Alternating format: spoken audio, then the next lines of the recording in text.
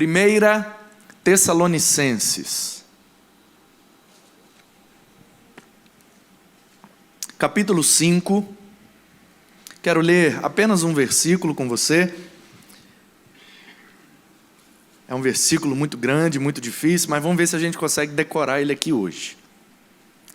1 Tessalonicenses, capítulo 5, versículo 17. Será que tem como a gente decorar hoje? Hein?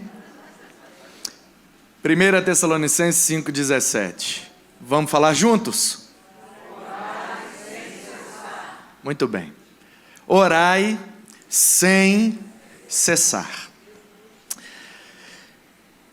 Eu traduziria esse versículo da seguinte maneira: não pare de orar.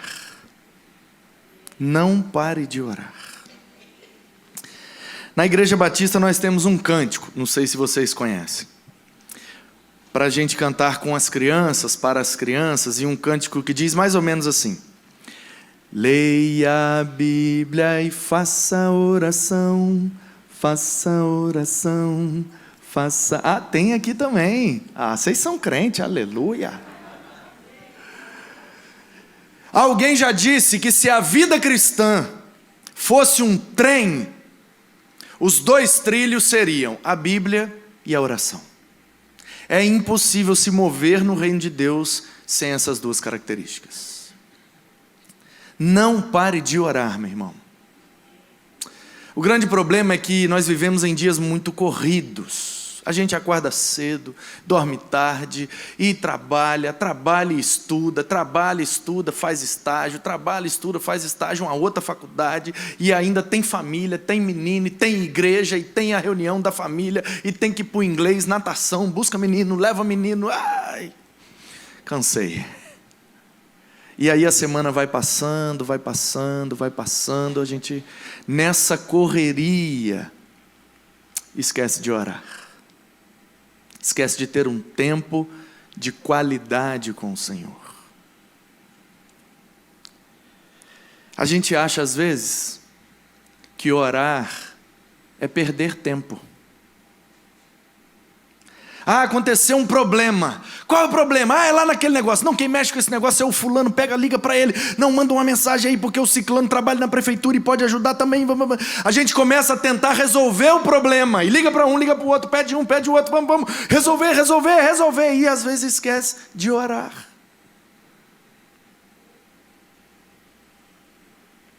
Quando nós fazemos, é o nosso braço que se cansa. Mas quando nós oramos, é o braço do Senhor que se estende ao nosso favor. Não pare de orar e não pense que orar é perder tempo. Orar é ganhar tempo, porque às vezes enquanto estamos orando, o Senhor já foi à frente, abriu a porta e resolveu o problema. A Bíblia diz que quando Jesus foi batizado, ele foi impelido pelo Espírito ao deserto. Dr. William Barclay, especialista em Novo Testamento, diz que a melhor tradução dessa palavra impelido seria empurrado. E ele, falando sobre a vocação, ele disse que a melhor coisa que tem para um vocacionado, aquele que se sente chamado por Deus para algo específico, é aguardar que o Senhor o empurre. Diz ele, porque é melhor ser empurrado por Deus do que tomar a frente do Senhor. Portanto, não podemos parar de orar, porque quando a gente se ajoelha e ora, nós estamos dizendo: vai na frente, Senhor. Eu não quero tomar a sua frente, eu quero que a tua vontade seja feita. Existe um pastor batista, aleluia, chamado Charles Haddon Spurgeon. Século XIX, no interior da Inglaterra, ele se converte aos 16 anos de idade. Aos 17 ele prega pela primeira vez. Aos 21 ele é consagrado ao ministério pastoral. Aos 26 ele se muda para a capital da Inglaterra e assume a Metropolitan Tabernacle Church, a igreja metropolitana do tabernáculo, no centro de Londres. Ele permaneceu ali cerca de 30 anos. Quando Spurgeon chegou naquela igreja, ela tinha cerca de 300 membros. Quando ele faleceu, aquela igreja tinha cerca de 30.000 membros. Spurgeon batizou 19.842 pessoas ao longo do seu curto ministério de 30 e poucos anos. Ele morreu antes dos 60, morreu novo. E eu, por gostar muito de pregação, acabei gostando muito do Spurgeon. Por ele ser batista, mas também porque ele é considerado por alguns como o príncipe dos pregadores, o último dos puritanos. Tem uns mais animados que chegam a dizer que depois de Jesus, ele é o maior pregador de toda a história da igreja. A história conta que o povo saía da Nova Inglaterra, hoje os Estados Unidos da América, de navio e cruzavam o oceano para ir a Londres ouvir Spurgeon pregar. No final do seu ministério, atingindo o auge daquela igreja, Spurgeon chegou a pregar em 7 cultos no domingo. Começava às 6 da manhã e o último era às 8 da noite.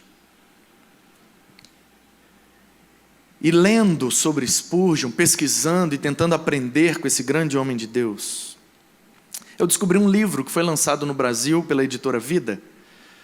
E é uma série de livros chamado Liderança Espiritual.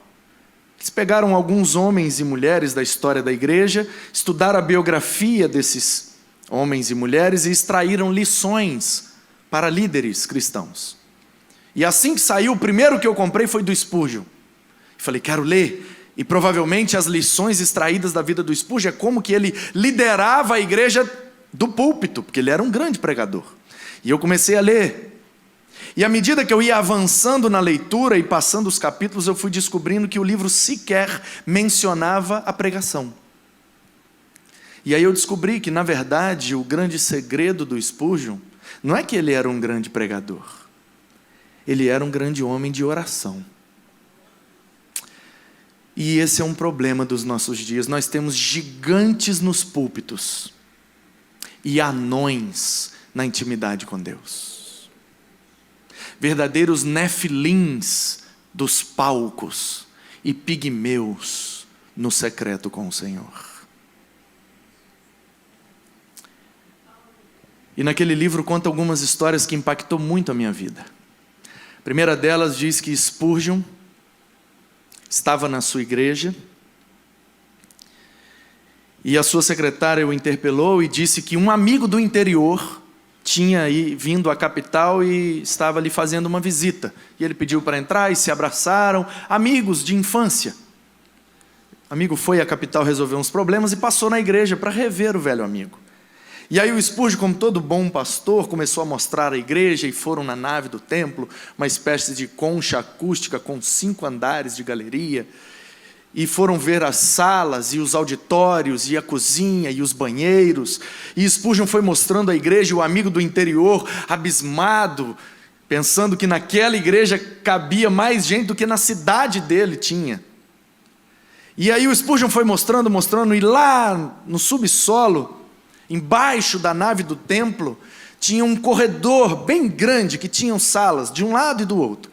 E no final do corredor, à esquerda, tinha uma pequena sala, poucos metros quadrados, e o Spurgeon, depois de mostrar toda a igreja, andou por aquele corredor, abriu a porta da sala e disse para o seu amigo, agora eu vou te mostrar o lugar mais importante da igreja.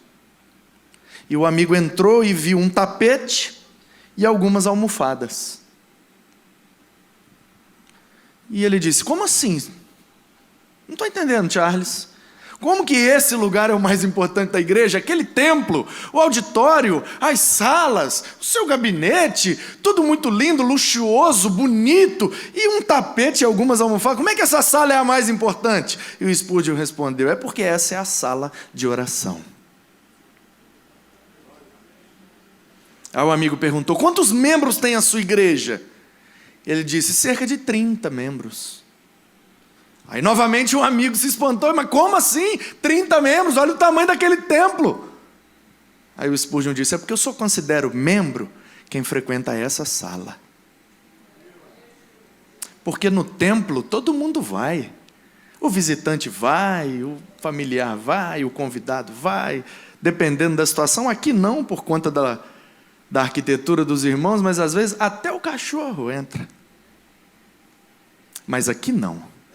Aqui só frequentam guerreiros e guerreiras que estão dispostos a pagar um preço nos seus joelhos para ver o Senhor agindo poderosamente.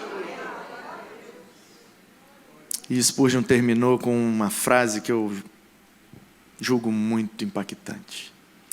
Ele disse: assim como um grande navio, para se movimentar no mar, precisa de lenha queimando lá embaixo, também aquele grande navio lá em cima só se movimenta no reino e na vontade de Deus se houver lenha queimando aqui embaixo.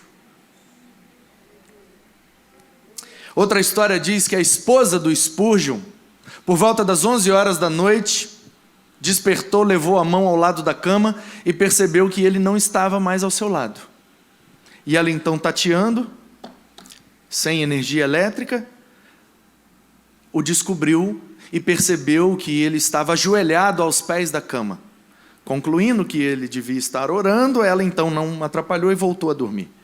Por volta das 2 da manhã, ela desperta novamente, leva a mão e percebe que ele ainda não está deitado. Volta a dormir. Por volta de 5 da manhã, ela se levanta e ele ainda está ajoelhado aos pés da cama. Ela vai tomar um banho, vai para a cozinha, prepara um chá, porque em inglês não bebe café, faz os biscoitos e espera. Seu marido vai ao banheiro, toma um banho, se arruma e vem para a cozinha. Tomando desde jejum, ela pergunta: meu bem, preocupado com a sua saúde, você anda tão cansado, tão debilitado, você tem um dia tão cheio hoje, meu amor, você vai dar aula agora de manhã, de tarde você tem que ir para a rádio, e de noite você tem reunião com o corpo diaconal. Imagina a reunião com os diáconos de uma igreja de 30 mil membros. E o Spurgeon responde à sua amada: por isso mesmo, meu bem, eu tenho tanta coisa para fazer hoje, que se eu não orasse pelo menos 6 horas, eu não daria conta de resolver tudo. Não conforme a vontade de Deus.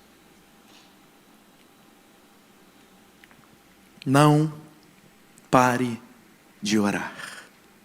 Não pare de orar.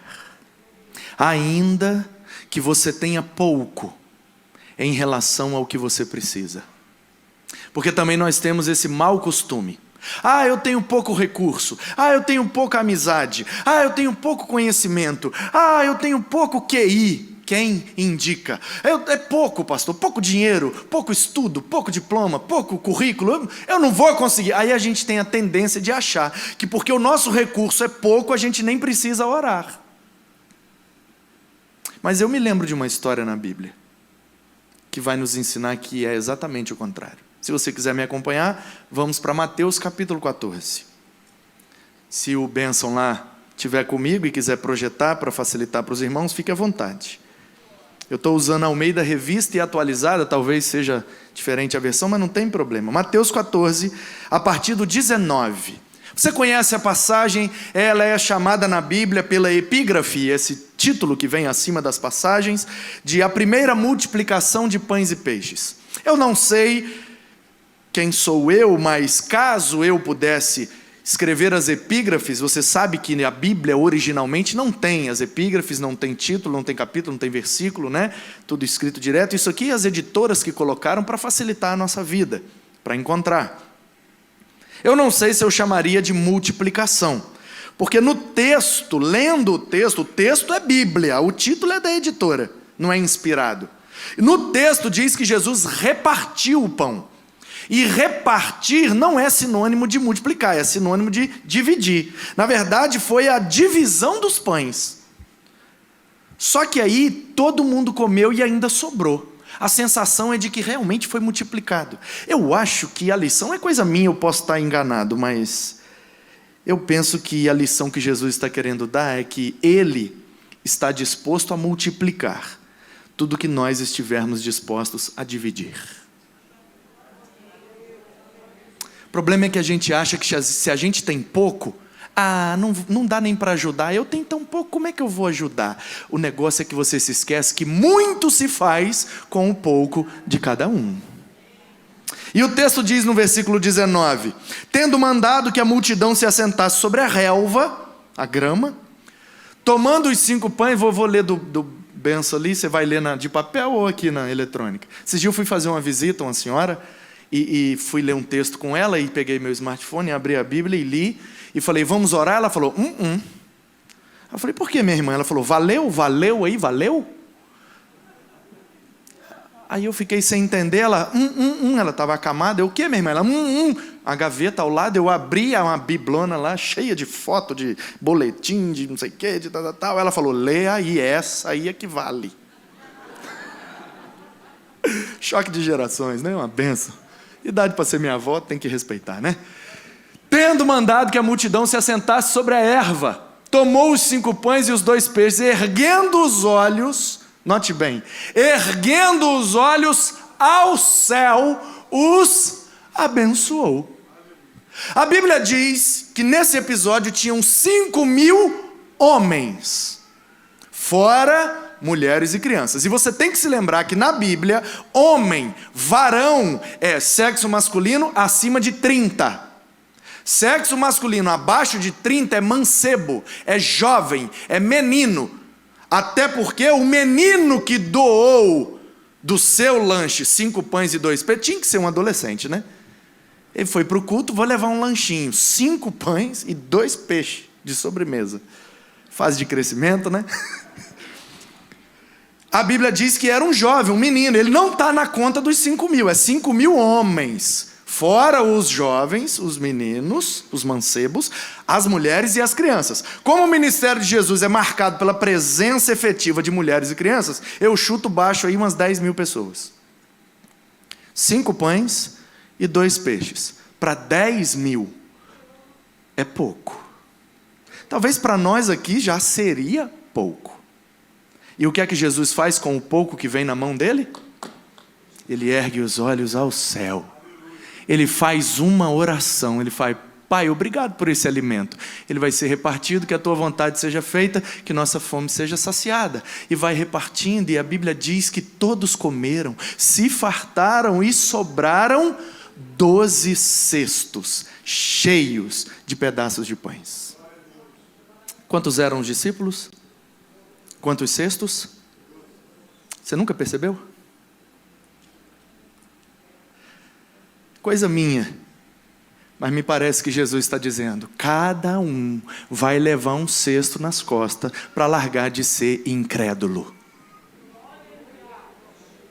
Porque eles disseram, é pouco, Senhor, manda esse povo embora, nem que tivesse 10 padarias, não daria conta, é muita gente, e o nosso recurso é pouco, mas a lição que ele nos dá é, não pare de orar, ainda que você tenha pouco, porque o nosso Deus é um Deus de multiplicação. Você tem pouco, meu irmão? Coloque nas mãos do Senhor. E você vai ver a multiplicação acontecer, e vai todo mundo se fartar, e no final ainda vai sobrar. Porque é assim que Ele faz, é assim que Ele é. É um Deus de firmeza, constância e abundância. E tudo aquilo que fazemos nele, não será em vão. Não pare de orar, ainda que você tenha pouco. Deus pode multiplicar. Não pare de orar, ainda que você tenha quase nada. Deixa eu piorar só um pouquinho. Quase nada, é menos que pouco. Ah, pastor, você está falando isso aí porque você não conhece a minha história. Não, pouco para mim já é muita coisa, pastor. E quem dera eu tivesse pouco. Eu estava na reunião hoje, Desde segunda-feira estamos aí em reunião, pastores batistas, representantes de cada estado do Brasil, no Conselho Geral do que nós chamamos de Ordem dos Pastores Batistas, 13.582 pastores filiados a essa ordem, muita gente.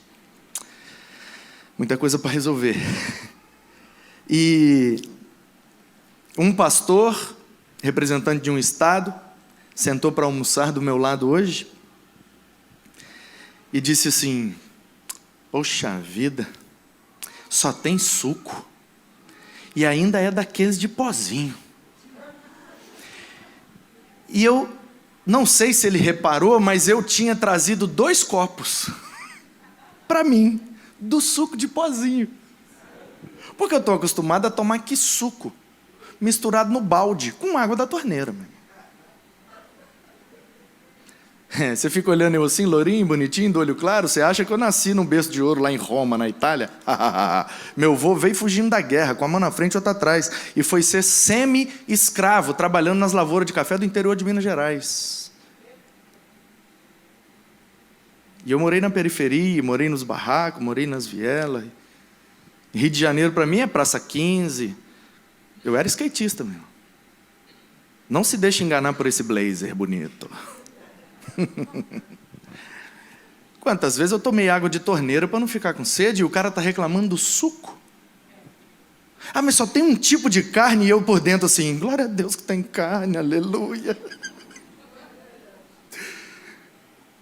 Porque às vezes o que é pouco para um já é o bastante para o outro.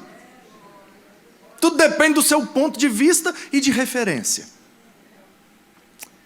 Mas deixa eu piorar aí, vamos supor que você tem menos do que pouco, quase nada. Eu quero te dizer para você continuar orando. Vamos comigo aí, benção? 1 Reis, capítulo 18. Vamos lá? Ele vai nos ajudar aí, você não vai precisar nem abrir a Bíblia. Eu também não, né? Porque ele vai ajudar. Então, glória a Deus, vamos junto aqui. Bota aí para nós. O meu retorno lá é na frente, eu estou meio perdido ainda, eu vou me achar, tá?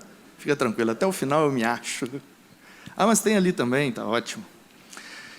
18, vamos ler lá no 40, bota aí para nós. 40, deixa eu me situar, 41, aqui assim, irmão, tem esboço não de cabeça, a Bíblia é vamos que vamos. Então disse Elias a Acabe: sobe, come e bebe, porque eu já estou ouvindo o barulho da chuva.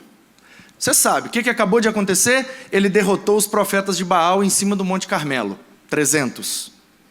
Né? Os caras bateram o tambor, não aconteceu nada. Ele fez o altar e tal, e o relâmpago, sabe que fogo do céu na Bíblia é relâmpago, né? Lambeu tudo. Porque a gente é meio místico, meio coisa, e a gente acha, tá vendo? Hoje em dia não acontece igual na Bíblia, porque você não está interpretando direito. Fogo do céu, você acha que é uma tocha de fogo que desceu. Aí os adolescentes acham um Hadouken, que Jesus deu Hadouken, e botou fogo. Os meninos não gostaram. Não, fogo do céu, hebraísmos, jeito peculiar do hebreu falar as coisas. Fogo do céu é um relâmpago, porque onde bate, pega fogo, mata os bichos, queima as árvores, faz um estardalhaço, e pegou bem então não foi milagre, já que foi relâmpago, naquela hora, naquele lugar, daquele jeito. Então não foi sobrenatural. Meu querido, Deus se revela muito mais no natural do que no sobrenatural. É só você ajustar sua antena que você vai perceber nos detalhes como é que Ele se revela para você. E aí os profetas foram derrotados, Elias saiu vencedor, ele vira para o rei do norte, capital Samaria, o reino está dividido, você precisa se lembrar. E aí ele casou com a Jezabel, dos cananitas que moravam lá e adoravam aquele Baal, e aí desviou a idolatria, o pau está quebrando, o Elias falou, não vai chover mais. E aí Deus honrou a palavra dele, só que virou um caos, e aí ele foi, derrotou os profetas de Baal, virou para o rei e falou, pode ir para o seu palácio, vai comer, vai beber, vai jantar. Que eu já estou ouvindo o barulho da chuva. Fica tranquilo, o problema está resolvido. Só que não tinha caído uma gota. A Bíblia diz, passa o 42, Acabe subiu para o palácio, foi comer e foi beber, mas Elias subiu para o monte. A Bíblia diz, e pôs o seu rosto entre os seus joelhos, em cima de um monte, um profeta, de joelho no chão, com a testa no meio do joelho. O que ele está fazendo? Ele está orando, Senhor, manda a chuva. O Senhor honrou a minha palavra de que não choveria. E agora o Senhor precisa honrar a minha palavra que vai chover. Eu disse para o rei, eu já estou ouvindo o barulho da chuva. Senhor, envia a chuva. E ele tem um ajudante. Todo profeta tem um discípulo. Assim deve ser, conforme a Bíblia. Todo Elias tem um Eliseu, todo Moisés tem um Josué, todo Paulo tem um Timóteo, e assim sucessivamente. Por isso que nós estamos aqui na Tijuca até hoje. E aí ele fala para o seu discípulo, vai lá ver se a chuva está vindo. O menino vai, a Bíblia diz 6 vezes, vai e volta, nada. Na 7ª vez o menino volta e fala, profeta, quase nada. Como assim quase nada? Não, é porque é uma pequena nuvem. Qual o tamanho dela? 5 metros, filho? Não, do tamanho da palma da minha mão. Meu filho, corre. Mas profeta, é quase nada, uma nuvenzinha de nada. Corre, meu filho, você ainda está aqui? E choveu abundantemente sobre Israel. Não pare de orar, ainda que você tenha quase nada, porque o nosso Deus é um Deus de abundância. Não pare de orar, ainda que você tenha pouco, Ele multiplica. Não pare de orar, ainda que você tenha quase nada, Ele faz para sobrar. E não pare de orar, ainda que você não tenha nada. Ô pastor, piorou mais uma vez. É porque com Jesus é assim, meu irmão. Tá ruim, mas tá bom. E se tivesse pior, estaria melhor. Porque o seu poder se aperfeiçoa na nossa fraqueza. João capítulo 11. Vamos, benção, comigo? Menina é esperta, é Lucas. Tem vaga lá em Vila Velha, hein? Brincadeira. João 11, bota no 20 aí para nós. Ouvindo, pois, Marta, que Jesus vinha. Você conhece a história. 3 irmãos, Marta, Maria e Lázaro, moravam em Betânia, 17 quilômetros de Jerusalém. Toda vez que Jesus vinha da Galileia à Judéia para chegar em Jerusalém, passava em Betânia. Saindo de Jerusalém, passava em Betânia. Parava lá, tomava um lanche e tal. Maria deitava, ensinava. A Marta desesperada, porque a Marta é doidona, você sabe, ela é tarja preta. Ela é do Rivotril, meu filho. Ela é, entendeu? E a Maria, de boa. Maria tranquila. E são amigas de Jesus, são servas de Deus, são discípulas de Cristo. Não é porque um é mais atacado e o outro é mais de boa, que um é mais crente e o outro também. Não confunda personalidade com piedade. Uma coisa é uma coisa, outra coisa é outra coisa. Tem gente que é espiritado e é de Deus. Tem gente que é de boa e é de Deus. Agora tem o contrário também, então não se iluda. Características da sua personalidade não demonstram a sua santidade. E aí, manda avisar Jesus que meu irmão está muito ruim, está muito doente, manda ele voltar, porque Jesus tinha passado lá, foi expulso a pedradas. E aí estava indo embora, e manda ele voltar, porque meu irmão vai morrer, está muito doente. Você conhece a história, né? O homem chegou lá, Jesus, as meninas mandou o senhor voltar, que o Lázaro está ruim. Fala que eu estou indo. Não foi. Não foi. Porque Jesus é assim, irmão. Ele faz, mas é no tempo dele. É na hora que Ele quer, porque Ele é soberano. Ele é Senhor. Tem essa de decretar, mandar, ordenar, exigir. Não, Ele é Senhor. Eu vou fazer, mas vou fazer no meu tempo. Sabe por quê? Porque quem precisa ser glorificado sou eu. E aí o homem morre. 1 dia, 2 dias, 3 dias. No 3º dia as meninas ficam com a expectativa a 1000. Por quê? Uma crendice judaica de que até o 3º dia dá para ressuscitar. Se vier o 4º, já era. E aí passa para o 4º dia. Aí acabou, irmão. Já morreu. Já botamos no buraco. Já está fedendo. 4 dias não ressuscita mais. Nem a crendice nos ajuda mais. Então já era. Não tem mais nada. Morreu. Aí a Bíblia diz que alguém gritou: Jesus está vindo aí! A Maria falou: oh, que bom. A Marta, cadê? lá na entrada da cidade. Aí ela correu. E aí ela disse, olha lá, ó. Uma foi ao encontro de Jesus, a outra ficou assentada em casa, que a Maria é de boa, velho.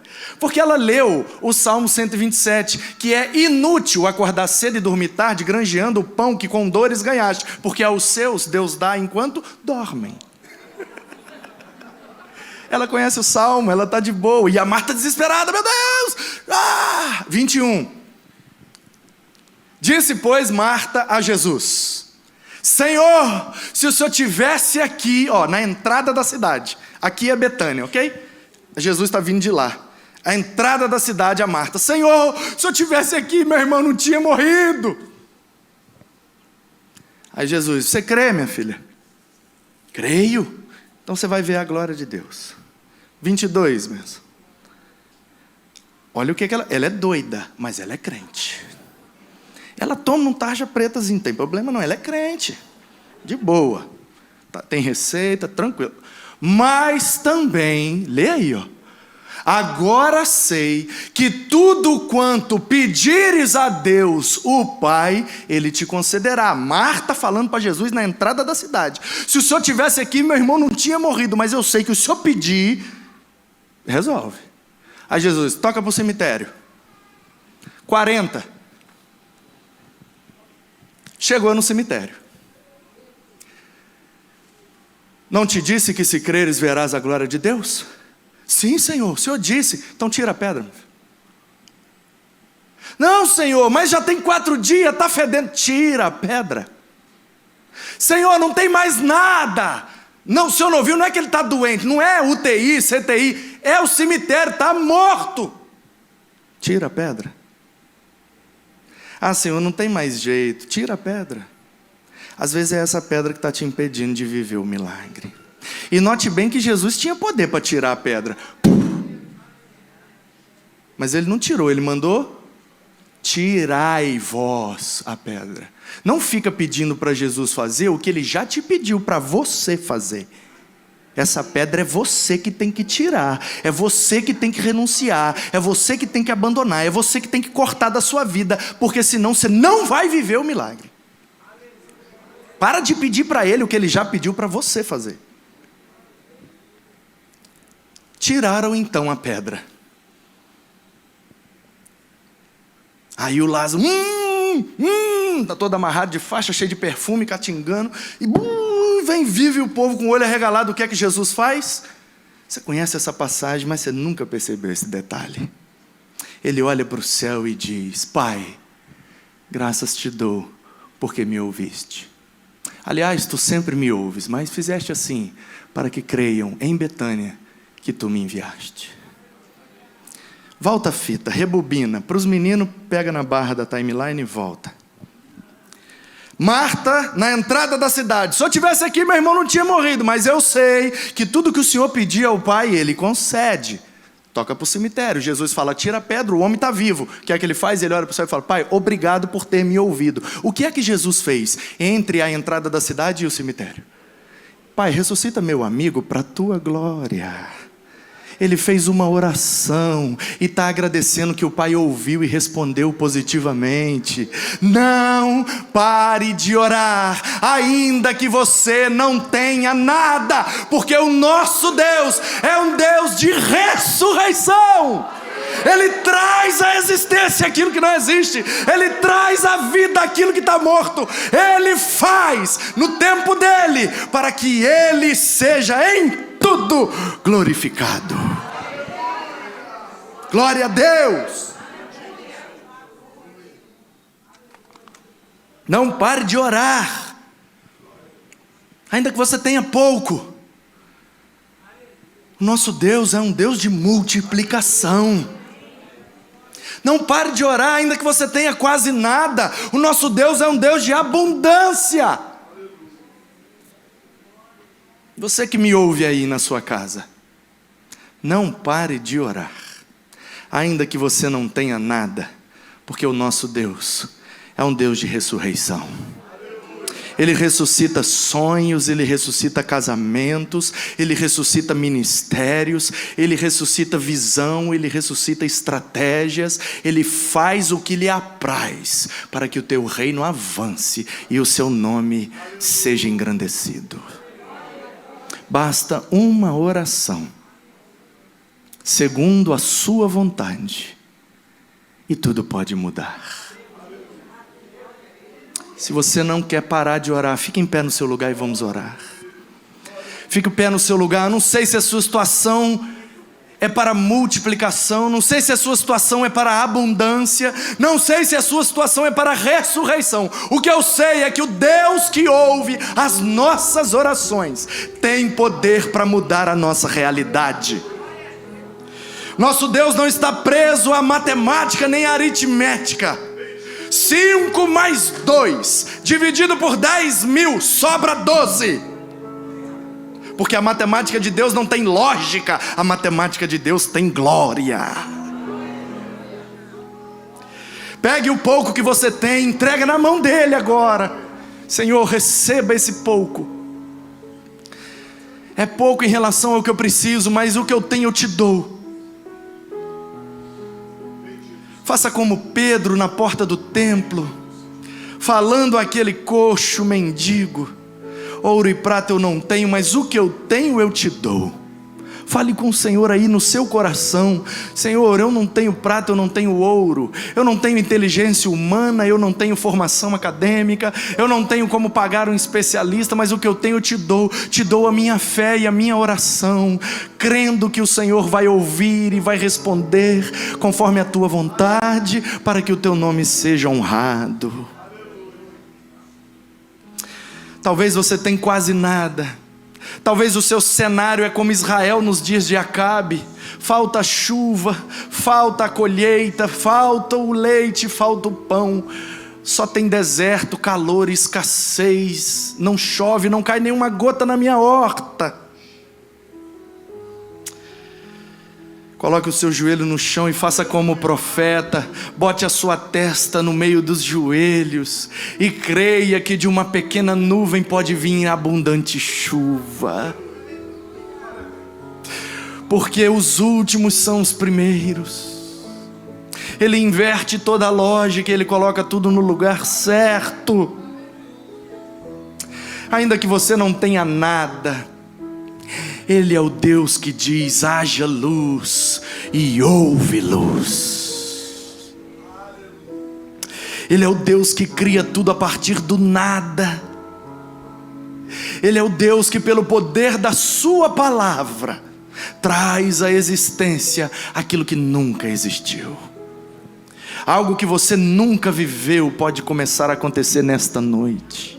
Algo que você não tem vivido pode começar a voltar a acontecer nessa noite, porque Ele pode ressuscitar, Ele pode trazer a sua memória, Ele pode esquentar novamente o seu coração, Ele pode avivar e reavivar a sua vida, o seu espírito, para que você veja o que Ele vê, para que você sinta o que Ele sente, para que você ande na direção da vontade dEle. Entrega para Ele, coloca na mão dEle.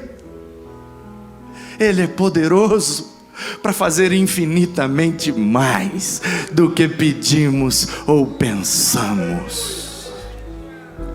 Pai, nós estamos na Tua presença, não porque merecemos, mas porque a Tua graça nos alcançou. Não porque somos perfeitos, mas porque somos aperfeiçoados em Cristo. Não porque desejamos, mas porque sentimos que precisamos. Precisamos estar no centro da Tua vontade. Precisamos cumprir o Teu querer.